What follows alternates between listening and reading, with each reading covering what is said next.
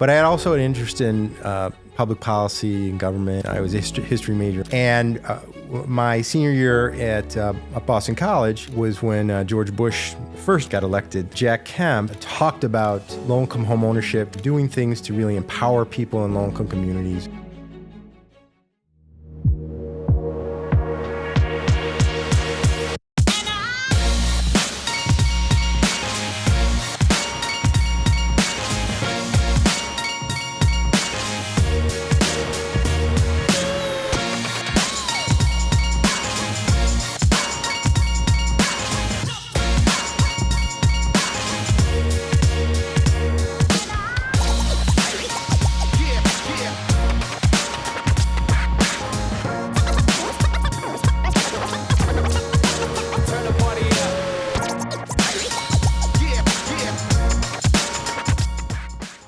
Hi, everybody. Thanks for coming in and listening to the podcast. And today we have a very special guest. It's the first podcast here. And Chris Jacobs, former congressman. It's great to have you on the pod. Thank you. Thanks for having me. Absolutely. So I thought this would, kind of be a good opportunity to go with the flow here and kind of talk about, based in Buffalo and in the Buffalo community here. Let's talk from the start of, your childhood. Did you grow up in Buffalo? And we'll go from there. Oh, wow.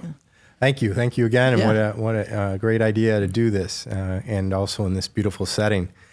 I view myself as born and raised in Buffalo. I was actually born in New York City. My parents are from Buffalo. My dad was a doctor. When he first got out of medical school, he did his residency down in New York City, and he stayed down there for about 6 or 7 years. And I was born there, and my two younger brothers, but moved back when I was 6 years old, and so then grew up in Buffalo. So I went to schools, grammar school, high school here. Went to Canisius High School, and then went to college in Boston. And after college, I had a real interest in in my summers. In college, I ended up interning up in Buffalo. I always had an interest in old buildings, and I'd always look at them when they were the vacant buildings in downtown when I was growing up. Like, oh, why is there nothing happening there? It's so beautiful. And I am hooking up with a small real estate developer in Buffalo when I was in college, who was really one of the kind of pioneers doing redevelopment in downtown Buffalo in really some tough times. His name is Alan Dewart, and he did the Theater Place building on the 600 block of Main Street where the Tralfamador Cafe, the nightclub was for years. Yeah, sure. He did the movie theater across the street, which was a burnout shell of a building that he rehabbed. And I worked for him over my summers and just loved what he was doing and learned a great deal. But I had also an interest in public policy and government, and I was a history major in college. And my senior year at Boston College was when George Bush, the first George Bush, got elected to the presidency. And Jack Kemp, former congressman and Buffalo Bill from our area, got appointed Secretary of the Department of Housing and Urban Development. And Jack Kemp had really talked about low-income home ownership, doing things to really empower people in low-income communities. And so I was very inspired by what he talked about, and I felt that, if I could do something there that kind of merges my interest in urban development, urban and government, and got me down to Washington, D.C., which I always wanted to experience for some time. So I moved down there right after college, and worked at HUD, and I worked in the department. I very fortunately worked in the Office of Policy Development, where new policy was developed and promoted out of that agency. And so got to really work on Mr. Kemp's real passion areas, which was low-income home ownership, urban entrepreneurship, and a concept called resident management of public housing, which was a way to try to find a way to give an ownership element to the people who lived in public housing. Even though they didn't own the public housing, what it did was allow them to create jobs needed for the public housing. So they helped incubate maintenance companies, window repair companies, and then the public housing authorities would contract with these people, helping to foster startup businesses of people who actually lived in there. So, now when somebody did graffiti on the side of walls, like, wait a second, I live here and I also did the work to repair that wall, stop it. Yeah. And that I worked on this legislation that got passed and called HOPE, Home Ownership and Opportunity for People Everywhere. And I was just a lowly young guy there, but for me, was Civics 101. I was at HUD when they kind of developed what the program would look like, programs, and then how it was converted into legislation, how Mr. Kemp worked and got sponsors up in that House and the Senate, how it got introduced, haggled how the sausage is made, how it was passed, and then once it's passed, signed by the president, which we succeeded, which was really incredible, comes back to the agency for them to promulgate regulations on how it's actually going to run. And then actually I sat on one of the committees reviewing grant applications for the first round of public housing developments to embark on this resident management initiative. So it really made it real for me how a government policy can be implemented. So I loved that, and I really gave me some opportunity to get out into these communities and see the good things that were going on. And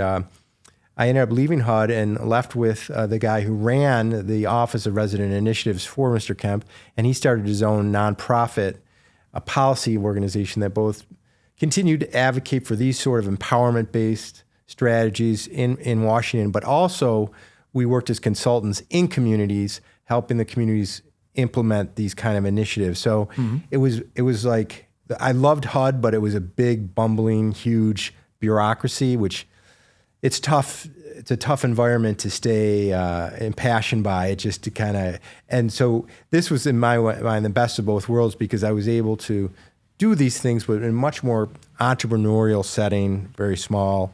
There's 5 of us. And so I did that for a number of years. And then I'd always envisioned that I wanted to come home to Buffalo at some point in time and try to be involved in doing something of worth here.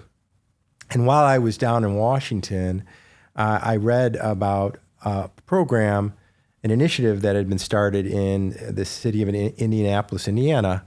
It was a private philanthropy that raised money to provide tuition scholarships for low-income families to be able to send their kids to private grammar schools. And I thought it was a really powerful idea. I thought it could maybe work here in Buffalo. And I ended up coming back home to help start it. It's called the Bison Fund.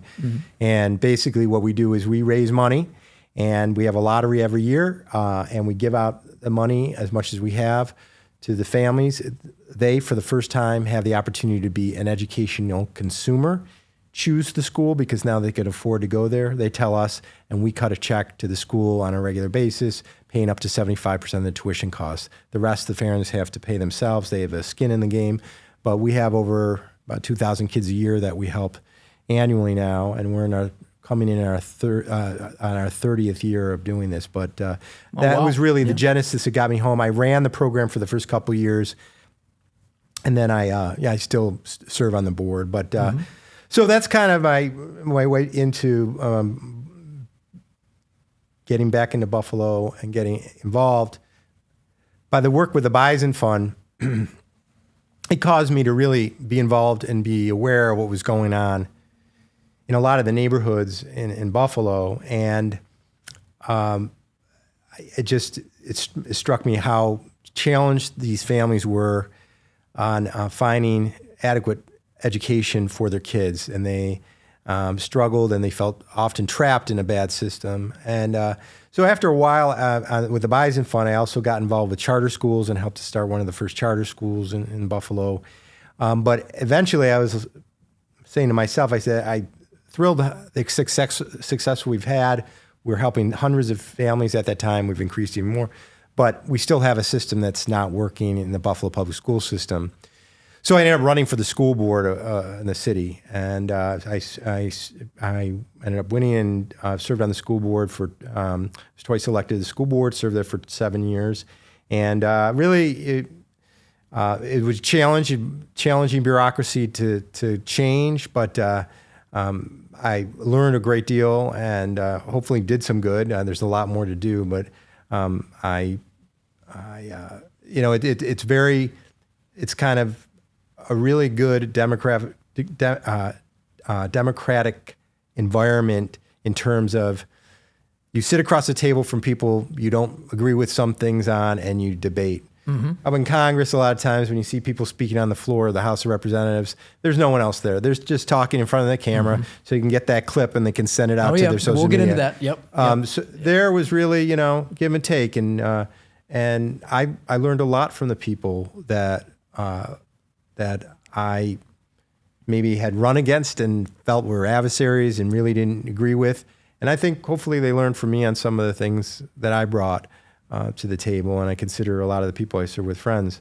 Then I was in the midst of the school board while I was still, I have a small real estate development company that I still am do, but at that point in time, just an oddity had happened. A woman by the name of Kathy Hochul, who was Erie County clerk at the time, had won an upset election to go to Congress, and suddenly there was a vacancy in the clerk's office. And I decided to run for that vacancy, and I won. It was a really close race. I won by only four percentage points. But I was first Republican in 40 years to become county clerk. And if you wanted to get into that, we did a lot of really good things on changing the environment there and remedying some of the problems. And I was proud of the work we did. I was there for, I believe, 6 to 7 years, and then. Had the opportunity to run for state senate, ran for state senate, and served in state senate for 3 years. And then, unbeknownst to everybody, Chris Collins decided not to, well, things happened that Chris Collins was not going to be in that seat for Congress, and I decided to run for Congress. And so I won a special election, probably one of the more unique special elections you'll ever see because it was in the midst of a global pandemic.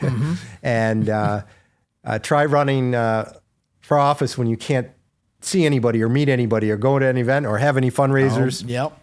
The date of the election got changed midstream, so I had spent all this money being up on the air for my ads. Lo and behold, the governor delays it, so I go dark. I got to raise money again. And then it ended up the way they changed the election date. It ended up I had 2 elections on the same day. I had my special election and I had my primary for my full term. So I was running against 3 different people at the same time. And the only agreement is they were all coming after me. So the two Republicans who were primarying me on the Republican line and my special election opponent, but we beat them all. So. And then I had a great opportunity to serve, which I'm happy to talk about that experience too. Sure. Well, you mentioned the term a lot, and I hear it all the time, bureaucracy. And, when we look at the public sector versus the private sector, you could argue that there's a lot more bureaucracy potentially in the public sector, but it could be everywhere. So the question that I have for you is, how did you personally manage that bureaucracy in order to get things done? And how did your colleagues choose to manage that? And how did anybody kind of come to, an equilibrium or an understanding where it's like, this is how, in my point of view, you can get things done amidst all that bureaucracy in the first place? I think when I feel most proud of the work in terms of working within a bureaucracy. And it's, it's very different. When I was in the state Senate, I was in the Congress, you're a legislator. So your interaction with the bureaucracy is a little different than when I was, for instance, county clerk, where I was running a division of government.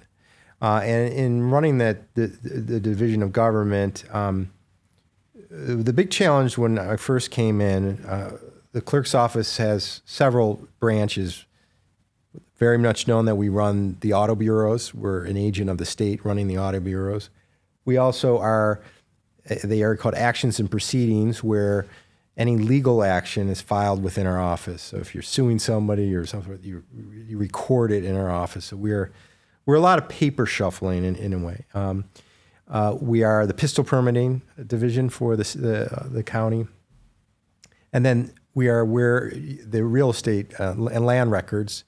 Some other record keeping functions, but land records is where when you go close in your house, used to go to the closing room and do it there. Typically, you don't do that anymore. You go and your attorney then goes and files all. Yeah. When I was running for office, a lot of people, would pull me aside, lawyers in particular, and say, "Whew, I don't know what is going on over in land records, but I'm not getting any of my documents back. I'm not, something's up." And when I got in, I went in the first couple of days, the first day, and opened one of the storage rooms, and there was records like throughout the room, the entire, like 6 feet high of deeds and mortgages that had never been returned to the buyers, purchasers, or the banks and so forth. And there's consequences to that because the banks can't then sell back out to the secondary market. I mean, and there's a lot of, the clerk's office is unique in that it's a revenue generator for the county. And what had happened was my predecessor and the leadership at the time had decided to make changes to the processes and how they process the paperwork in the clerk's office. And the staff there had said, "I don't think that's going to work." And they ignored them and they did it anyway. It didn't work. And what it happened is in an attempt for efficiency, it actually ground operations to a halt in a way. So when I went there in trying to get assessment of things, I ended up reaching out to M&T Bank because they had come to talk to me because they do a lot of work with the county, and they were telling me, this is a real problem. And I said, "Look, I'm trying to organize a re-engineering task force for this division. Would you have somebody, your big organization that does kind of organizational restructuring?" They said, "Yeah, we have a full-time person that does that. That was trained in Six Sigma." I don't know if you've heard of Six Sigma, but it's an efficiency thing that which kind of had gotten maligned in the county executive race because Chris Collins had talked about that, having come from manufacturing. Mm-hmm. Okay. But I remember one day I saw Chris at a parade because he was running for re-election for county executive, and I was running for my first term as clerk. And I said, "Mr. Collins, I've been reading a bit about the Six Sigma you talk about, and it was designed first and foremost for manufacturing, a repetitive process, how to make those, and but then got expanded." But I said to him, "It's interesting, as I'm learning more about the clerk's office, we are kind of manufacturer, but we're a manufacturer of paper transactions. I really think that this Six Sigma thing could really work in our," and he said, I agree. So anyway, M&T loaned this executive, Nora Andernucci, incredible woman. And it wasn't like, though, I brought on these outsiders for the restructuring. I brought the staff in because we actually had really good staff who wanted to do well. I mean, not 100%, but 95% were really good people. And so she met with them and had a great way, very respectful, which I think a lot of times people don't treat people in government respectfully. She appreciated the important work they did. And then she said, "Okay, we're going to start from the beginning. What do you do the first instance when a paper comes in next?" And I said, "Okay, well, I'm going to let you guys go. I'm not going to sit here and make you feel awkward that I'm sitting here looking over your shoulder." And I'd come back for updates. By 2 weeks later, I think when she initially asked them, what are the different stages of processes, they had 5 or 10. There was like 85 steps, and it was a whole flow chart from that was on the wall. And then she went with them, "Why do you do this? Why do you do this? Why do you?" So the first one was, "Why you send 2 people every morning to the post office down the street? Why do you do that?" And they said, "Well, we do that because if we wait for them to deliver, they won't get there till noon." And she said, "Well, you have 6 months of backlog here. Why do you feel compelled like you got to go down?"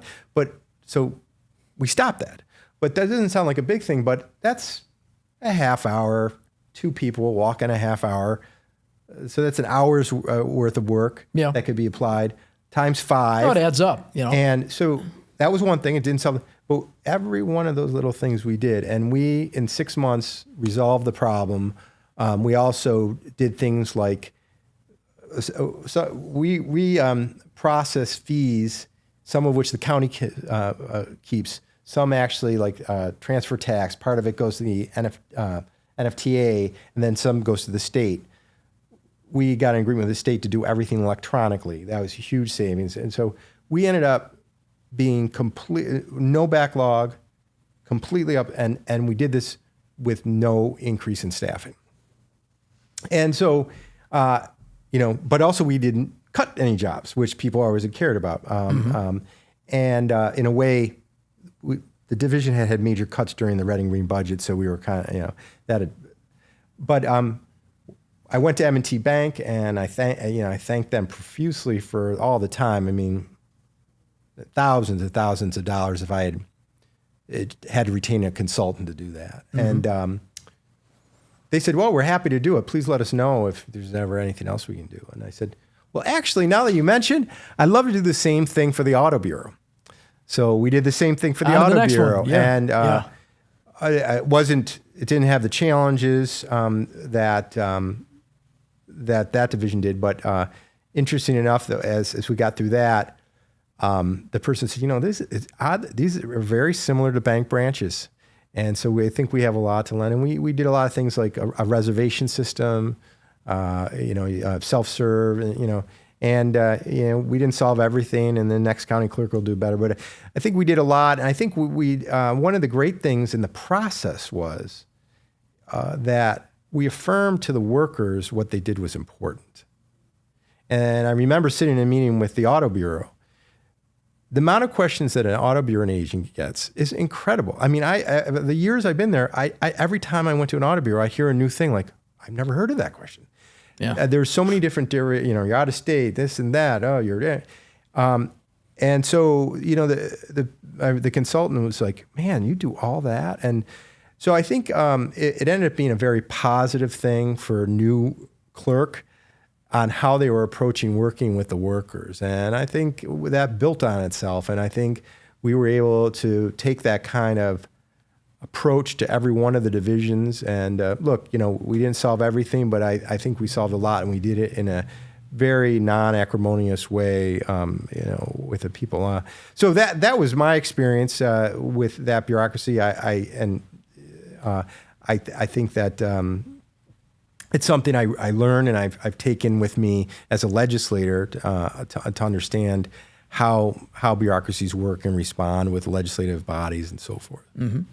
And, as you mentioned too, with, the Senate, Congress, the clerk's office, all those have their challenges. And I think an important thing is when you look at that and all the different avenues that somebody could go down when working in public life, for you specifically, what was the most worthwhile to you? If you had to pick again to do any specifically of those three things, what would you pick and why, based on the challenges that you've gone through and also some of the obstacles that you overcame in those job roles? That's a good question. I mean, I enjoyed everything.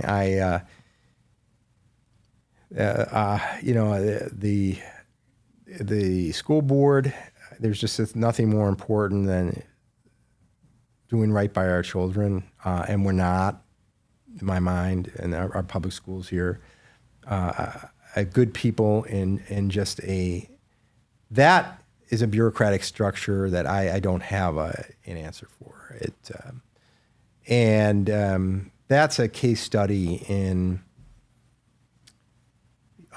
union contract, state law, which encumbers your ability to, I would say, as I learn more about how things work in the school board, I said, I feel like sometimes I'm arguing with an agreement that was done 30 years ago that has been petrified into the system, and that we can't get out. And that's a result of legislation that enabled that to happen. So I think that was a unique burden, and we really need to have some honest discussions about the things we need to do, because our state, and I give Kathy Hochul even said this in her State of the Union, we spend about 90% more on average in this state for education than other states, and we don't see much of anything, and we certainly don't see a 90% greater return on investment.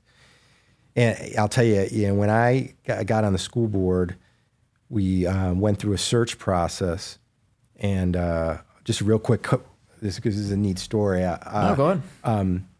When I first got elected to the school board, there's 9 seats on the school board. 6 are district seats, North Buffalo, South Buffalo, you say, and 3 are at large. 9. I ran for at large citywide, and they're staggered. The at large are 5-year terms. The district are 3-year terms. So they don't call them, but every 15 years they all line up the same. That was the year I ran, and surprisingly, 6 out of the 9 people lost or changed. So we had 6 new people, 3 incumbents, and then our long-term superintendent decided, I don't know if it was because she didn't want to deal with 6 newbies, but she said, I'm retiring. So we were looking at, should we just hire the number 2 person? And Bob Wilmers, who had such a profound interest in education, among other things, the zoo and the Albright Knox and so forth, had us all, the new members, for a breakfast at his office. And he said, I believe leadership is key in an organization. And in that regard, I will pay for the best search firm possible of your choice. You can go through a process of choosing. I will pay for that, which was like $200,000, to do a national search for a new superintendent. Oh, hello. And if you can't afford that person, I will give or raise that difference for that person. And it challenged us, and he did the same thing to the zoo, and Donna Fernandez came. They had a better result than we did, but anyway, so when we finally hired the new superintendent after an extensive search, he came from Ohio, African-American gentleman, Dr. Williams. We had a little retreat, and he wanted to recap on his first couple weeks. And he said, assess what's going on here. My assessment is you're not running a school district. You're running a jobs program for adults that every once in a while is educating kids out of the mouths of babes. That really was spot on. So we have some more challenges there. So I just didn't want to diminish the school board because I think it's so important. So we have a lot more to do, and there's been a lot of good things, the Say Yes initiative and so forth. The reason I ran, I loved being county clerk. I felt we were doing a lot of good things. The reason I ran for state senate was that the state senate at the time was Republican. It was the only entity in the state, a legislative entity. The governors from New York City, the Democratic Assembly was not just Democratic, but it was downstate dominated.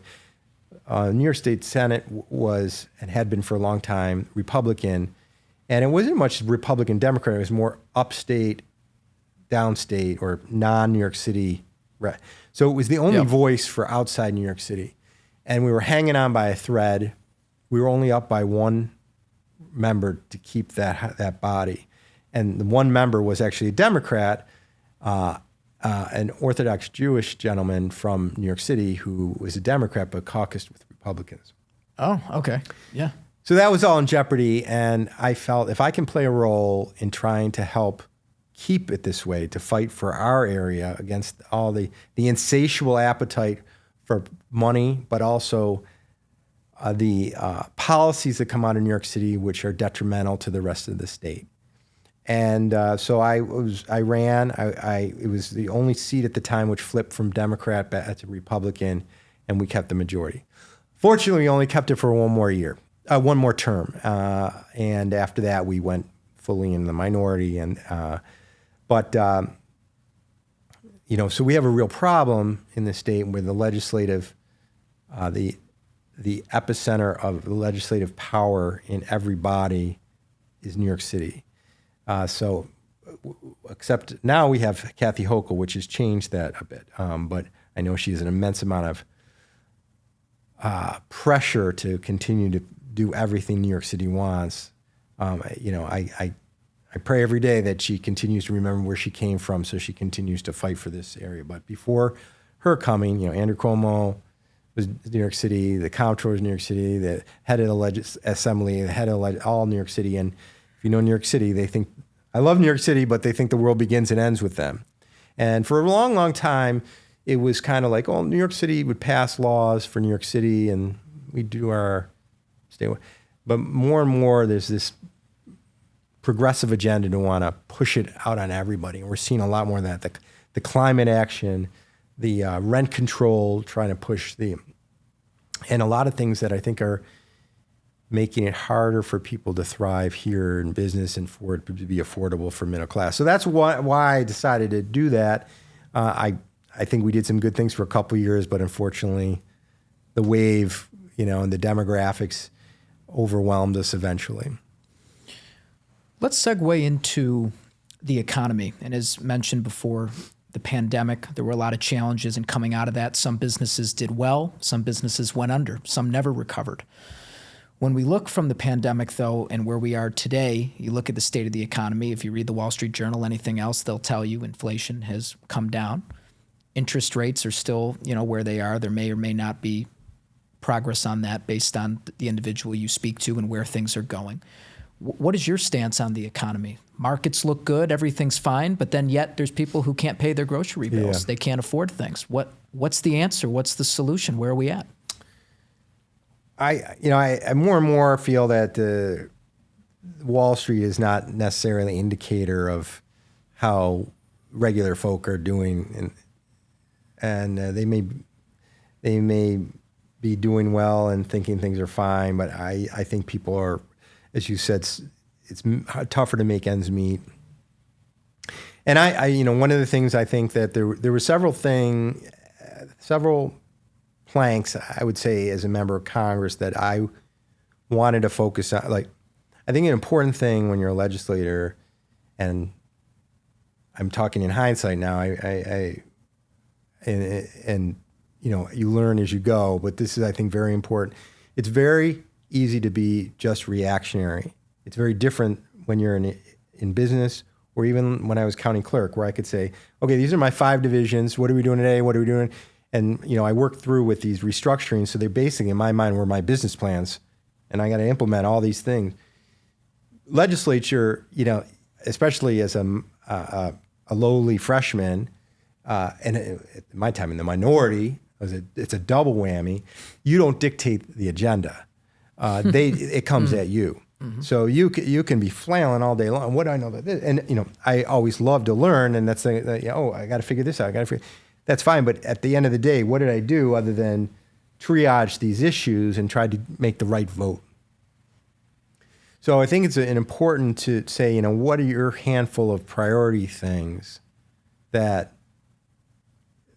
you need to keep just on the dashboard, so you keep coming back to them to make sure you're plugging away at. So one of them for me was the deficit, and in particular the debt, the national debt. And I don't have the statistics now where we are, but we're not good, and we're at a record level and have been for some time. And Donald Trump was no deficit debt hawk either. It was, but when the pandemic jumped it way up.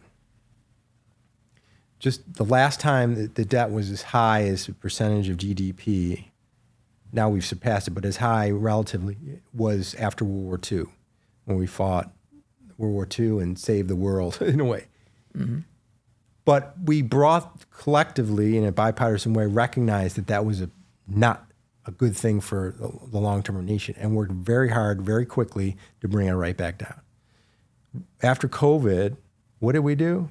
We passed another enormous stimulus with the excuse of COVID, when COVID was already winding down, and all indications were the economy is starting to come back up.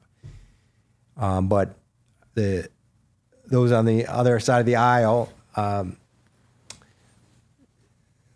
decided they wanted to do it. I think some wanted to just use COVID as an excuse for their social spending and to dramatically increase the footprint of government, because about 90% of that package had nothing to do with COVID.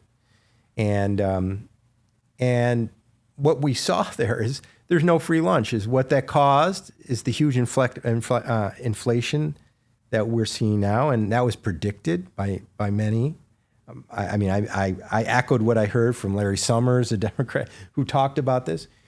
But what happened? Well, we ended up getting these enormous interest rates. So all the money that our middle class people got in any stimulus was out the door on increased credit card bills or increased mortgages or increased this and that.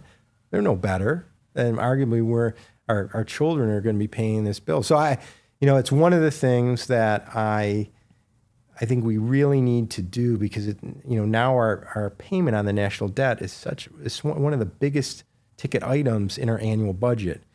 How are we going to continue to defend ourselves and provide health care for the needy and our growing demographic of aging people if we got to pay our mortgage, which continues to go up?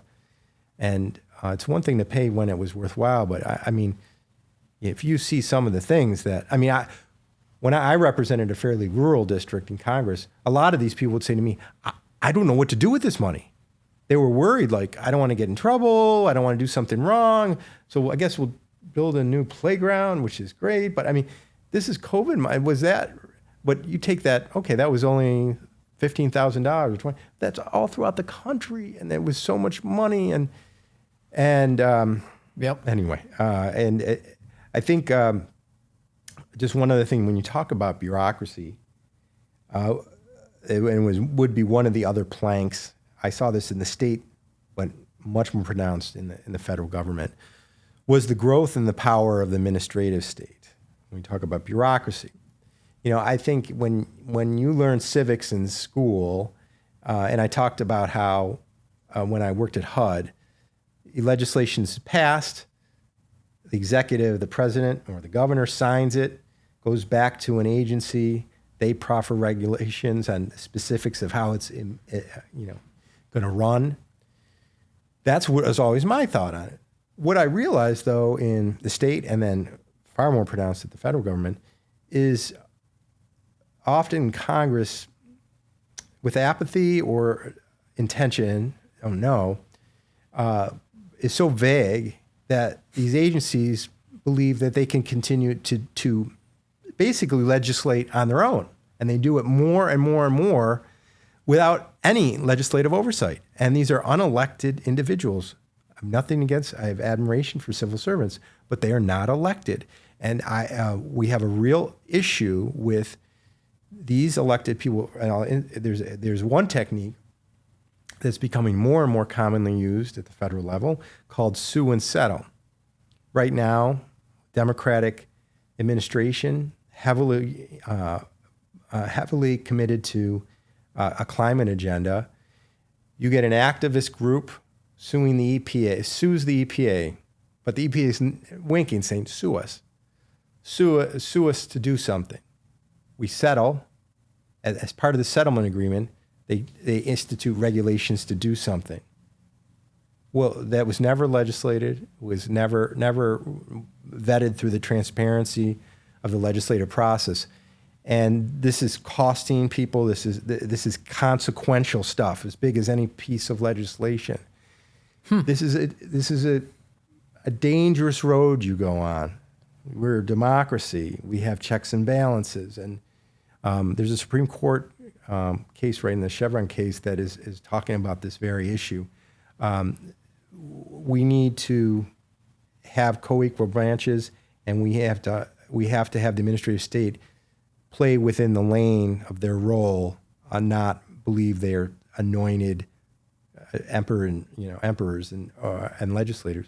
So that is another thing I saw as a slippery slope of concern of kind of unelected,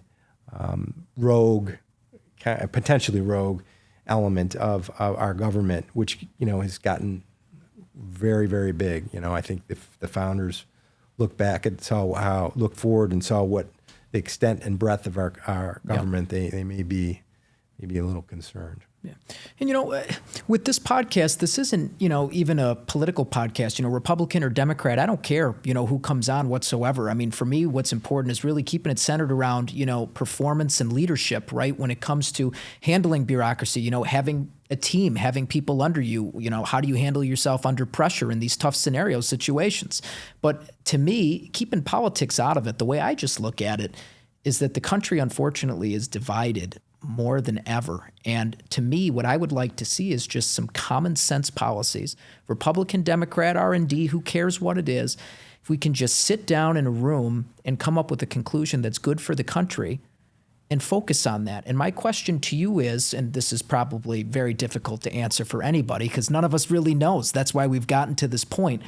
Why is there a hesitancy towards that? Because it seems as if we don't even want to work together. Isn't that the whole point of bipartisanship? I would say that yes, and I know Brian Higgins just retired, my friend, and he served a lot longer than I and has a lot more esteemed record than me. But talked about how things are so different now than 18 years ago when he came, and I'm sure that's the case. I talked to about that. I think, though, just people need to know that there's in legislative bodies in Congress, there's show horses and there's workhorses. You see the show horses on CNN and MSNBC and Fox News. You see largely. You see you don't see the workhorses. And there's a lot of good people on both sides of the party who are on working right now, trying to work through particular issues and getting things done. So we're still there. We're still a lot there. Do we need to do better? Yes. It is a very tough environment. And I'll tell you, I tried to assess. I was in the New York State Senate.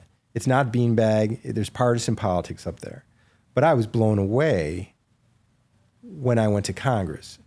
And I was trying to put my finger on, what is the difference, Chris? Why is it so much more like everything you do is bam, bam? You have 24-hour news cycles now. Fox News, 24 hours. CNN, 24 hours.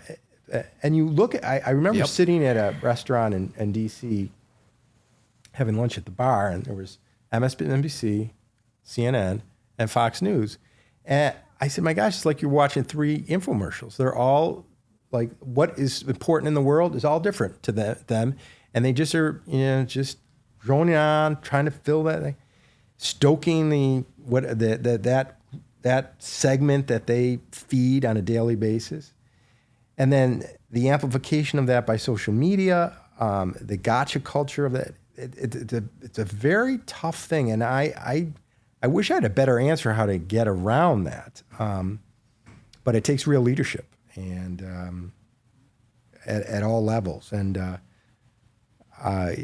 it's a very challenging time. I don't think anybody's had to deal with this. I think of leaders of years ago, how would they handle it? And it's tougher. It's a lot tougher. If you could provide a definition for leadership, what would that be for you?